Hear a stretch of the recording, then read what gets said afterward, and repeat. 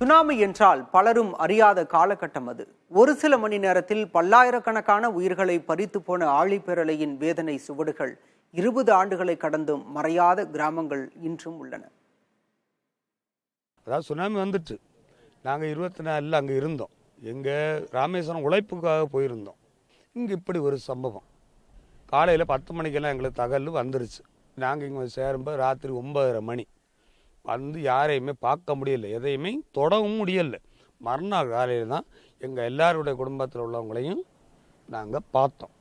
தங்கச்சி கர்ப்பிணி பெண்ணு, அதுக்கு நேரம் மூத்த பிள்ளைக்கு 1.5 வயசு. எல்லா பிள்ளைங்களையும் இறந்து பணமாக தான் எடுத்தோம்.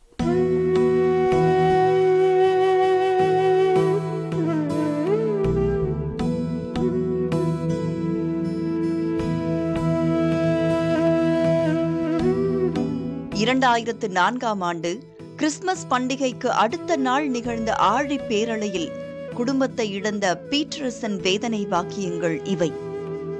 கேட்க வந்ததுக்காக சொல்லல, எல்லா வருஷமும் எங்களுக்கு அந்த கண்ணிலிருந்து கண்ணீர் அப்படியே வந்துகிட்டே தான் இருக்கு. கேட்க வந்ததுக்காக சொல்லல, இது எங்களுடைய நினைவு சின்னம், எங்களுடைய உயிர். அனைத்து உயிர் எங்க குடும்பத்திலிருந்து போயிட்டு தவிர்க்கவும் முடியாது, பேசவும் முடியாது. அவ்வளவுதான்.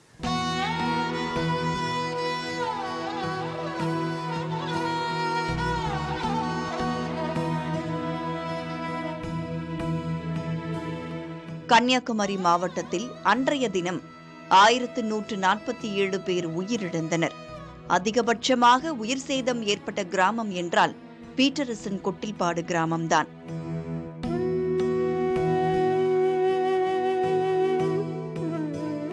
கொட்டில்பாடு ஊரை பொறுத்த வரைக்கும் ஒரு தலைமுறையை இழந்து போனதாக இருக்கிறது. தலைமுறை இழப்பு என்பது ஈட்டெடுக்க முடியாத ஒன்று. இந்த சூழலில் ஒவ்வொரு ஆண்டும் அந்த நாளை நாங்கள் தொழில் முடக்கம் செய்து அனுசரித்து வந்து கொண்டிருக்கிறோம்.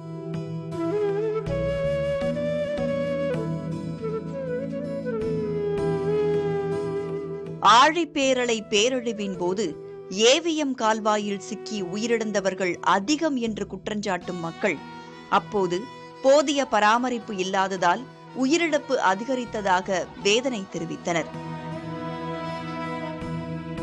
20 வருடங்களுக்கு பின்பும் இந்த கொட்டில்பாடு கிராமத்தில் பார்த்தீங்கன்னா இந்த ஏவிஎம் கனால் முன்பு இருந்ததை விடையும் மிகவும் மோசமான சூழ்நிலையில் தான் இருக்கின்றது. சப்போஸ் திரும்பி இது போன்ற ஒரு அசம்பாவிதனம் சுனாமி போன்ற ஒன்று வந்தால் இந்த மக்களை மீண்டும் பழிவாங்க போவது சுனாமியா இருக்காது, இந்த ஏவிஎம் கனாலாக தான் இருக்க முடியும். கன்னியாகுமரிக்கு கொட்டில்பாடு என்றால் கடலூர் மாவட்டத்திற்கு தேவனாம்பட்டினம் கிராமம்.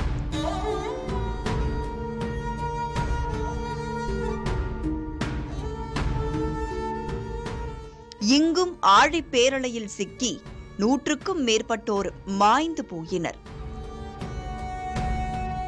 உயிர் கண்ணை எதிரிக்கே உயிரெலாம் போயிட்டு இருந்துச்சு. தண்ணி பட்டு அது ரொம்ப இப்போ அதை நினச்சாலே இப்போ எங்களுக்குலாம் ரொம்ப கண்ணு கலங்குற மாதிரி இருக்குது. அந்த மாதிரி இழப்பு, இந்த மாதிரி இழப்பு இன்னொரு தடவை வரக்கூடாது. சுனாமியின் போது நிகழ்ந்த கோர நிகழ்வுகள் ஒவ்வொரு ஆண்டும் நினைவுக்கு வந்து பயத்தை உண்டு செய்வதாக வேதனை தெரிவிக்கின்றனர் கிராம மக்கள்.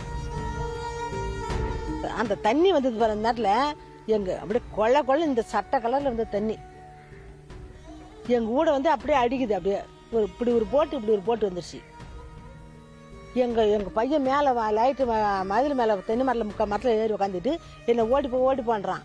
நான் ஓடி போகல, இந்த வகுத்துல கீழ்ச்சிச்சு, இலையெல்லாம் எல்லாம் கீழ்ச்சிச்சு.